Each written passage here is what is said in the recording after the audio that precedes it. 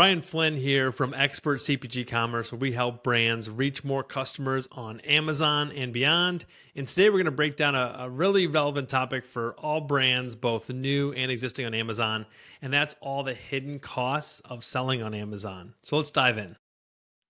All right, let's first talk about why fees matter, right? I mean, everyone who is selling on Amazon has probably looked at what the different fees are. And there's something called a referral fee, which is the 15% roughish, depending on the category, that Amazon takes of every sales price of every item. There's the FBA fee, which is the cost if you're using FBA to pick, pack, send the item to the individual customer, right? And those are just the beginning, though. There's a lot of other fees within Amazon, and they've added fees in the last couple of years that have made things even more confusing for brands. And it's really made it difficult for brands really to understand what their true margins should be and what the true margins are on Amazon.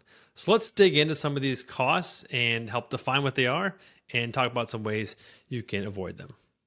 All right, the first fee or cost I'm really going to talk about is advertising. And it's not really a fee, it's obviously a cost you control. You don't have to advertise on Amazon, but really if you want to make a meaningful impact, you really should be. And I tell brands every single day that Amazon advertising is the greatest way to drive sales, and it's also the best way to waste a ton of money. So you really need to make sure that your advertising campaigns are targeted in the right way, either with the right keywords, right products, right audience, and you're not overspending and you're adjusting those bids, hopefully dynamically with some software, and you're not wasting money there. There's a whole other 14 videos we can make on advertising alone, but just in general, we see advertising as one of the biggest hits to a product's margins on Amazon.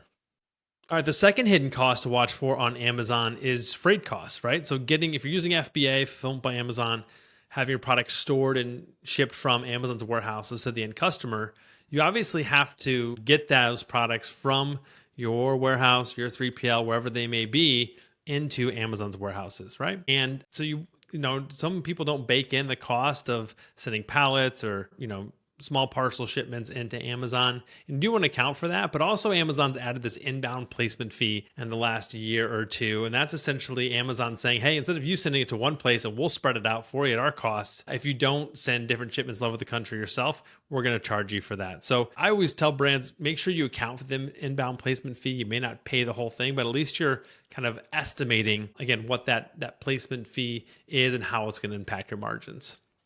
The third fee to watch for on Amazon is compliance fees. So when you're sending that inventory into Amazon's warehouses, into FBA, you have to make sure that it's meeting all of their requirements in terms of how it's packaged, how it's prepped. And Amazon will charge you something called like an on-plan service fee if they have to do any packaging or prep after the fact. And it may not matter as much if you're sending in 50 or 100 units, but if you send in 2,000 units that all of a sudden need to have an additional fee layered onto each unit because it wasn't accounted for or planned for properly, that's going to be a drastic hit to your margins for that product. All right, the next fee we're going to talk about is storage fees. Again, with FBA, you're having your products held in their warehouses, right? And here's the thing, Amazon doesn't want you to keep as much, a lot of inventory in their warehouses. They've obviously done these capacity limits here in the last 4 or 5 years. But really, what you want to concentrate on is having just enough inventory to sell through maybe the next 3 to 4 months and continually replenish that inventory.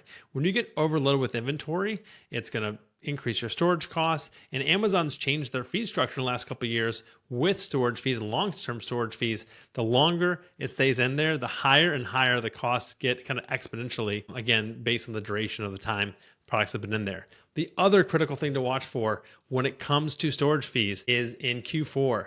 Amazon traditionally and always has pretty much tripled or quadrupled the cost of storage in those critical selling months because obviously it's such a big time for e-commerce as people are looking for gift items and things like that, right? So if you're a CPG brand, you may not have as much of a giftable item, but you may be gearing up for January because you're a health-focused, conscious product, right? And you want to make sure that you're loaded up for January. So just make sure you don't send that inventory in too early into Q4 and maybe later in Q4. So it's there in time for January where you're not paying unnecessary storage fees.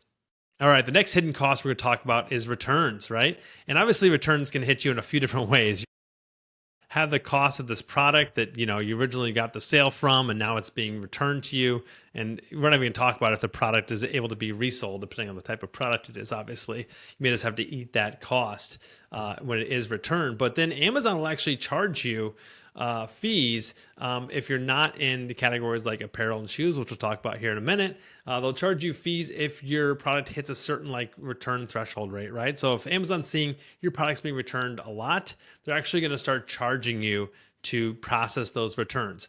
If you are in apparel and shoes, those are obviously more high return categories just based on the nature of the product. So Amazon does have a whole fee schedule. It's buried deep within the help articles of Seller Central of how to account for those return processing fees. But again, that's just something you need to know. Like if you're an apparel brand, if you're a shoe brand, because you need to build that into your margins. I would build that into, your actually unit economics of selling a single unit of an item. All right, so those are some of the costs that you want to try to avoid or minimize on Amazon, or in the case of advertising, maximize, get all the ROI out of those costs that you can. Relating this to a real life example, we had a recent brand that we helped here at Expert CPG Commerce.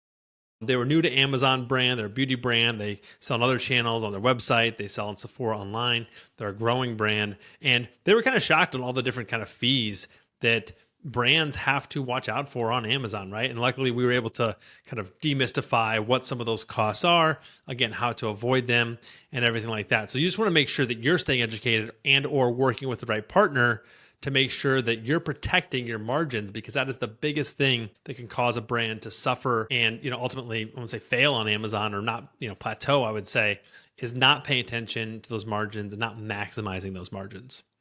All right, so let's talk about how, as the brand, you can kind of take control of some of these costs, at least kind of know what's going on and how you can do this yourself, right? So number one is checking reports, right? Like Amazon is pretty bad at some of the internal reports. I do recommend like using a third-party tool. There's a million out there.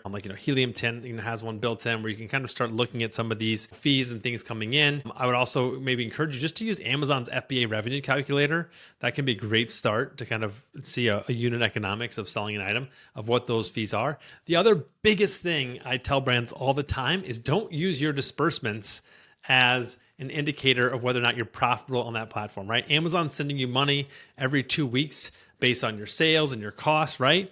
And sometimes you're like, hey, I'm getting X number per week, and this week it was half of that, right? What happened? Sales have been consistent. All of a sudden, I'm getting less money in my bank account. Well, Amazon's charging you different fees at different times, right? And maybe you're having your advertising fees actually withdrawn from your disbursements. I don't recommend that, by the way. Use a credit card, get some points on it. But also maybe you just send in a huge shipment and Amazon just, you schedule the pickup for LTL and, Amazon just billed you all the freight costs for that in your most recent disbursement, which is going to offset what you've earned from sales. So do not use your disbursements. Use a third-party tool. Use the right accounting software too. Again, whole nother topic there, but use the right accounting software to make sure you're accounting for those fees correctly. Second thing you can do to take control of some of these fees and costs on Amazon is just to plan for changes and again, monitor your margins, right? So planning for changes. So Amazon historically typically always updates their fees every year, right? And as we're recording this in early 2025, Amazon announced, hey, no new fee changes this year, which, they tooted their own horn and that sounded great for them, but like obviously added a lot of different fees in the last 12 to 18 months with the inbound placement fees and how that changes everything, right? So they definitely bragged about not having to increase fees, but you can bet as surely as the sun will rise that Amazon is going to keep increasing their costs. And, brands like to give Amazon a lot of flack for that, but, it's everything that, UPS, FedEx does every single year, just the increased cost of doing business. But making sure you're accounting for that, right? If you looked at your margins 3 years ago on Amazon, your FBA fees have changed. You have an inbound placement fee now. If you're still selling that item for the same selling price, guess what? I bet your advertising costs have increased as well. So like you're just automatically making less money if you have not increased your selling price, right? So maybe you can increase your selling price. Maybe you look at more things like bundling and being more strategic about discounting, right? But just keeping that in mind, planning for these changes, and again, consistently monitoring your margins when these changes do happen. The last thing you can do to take control of your margins is just working with a trusted partner, right? So, here at Expert CPG, we've been working with Amazon for 10 years, and we work with CPG brands and brands outside of CPG every single day and helping them grow their presence on Amazon, helping them reach more customers on the platform and beyond Amazon as well, with all different things you can do. So just making sure that you're working with the right partner who knows not only what the latest, greatest forms of advertising and promotion are and the ways to do these different deals and discounts and ad campaigns and all that, but also understands, all the fees associated with it and is helping you protect your margins, taking a vested interest in whether or not you're making money on the platform, which ultimately is going to be a big indicator of success for your brand overall. So hopefully now you know a little bit more about some of the hidden fees and costs associated with selling on Amazon, right? The biggest things are just knowing your numbers and protecting your profits. Hopefully, you've gotten a lot of value out of this. You can find some more resources actually linked down below in the video. We have some resources for brands that are not yet on Amazon and brands that are kind of plateaued and looking to scale on Amazon. Also, hit that subscribe link, and we'll see you on the next video.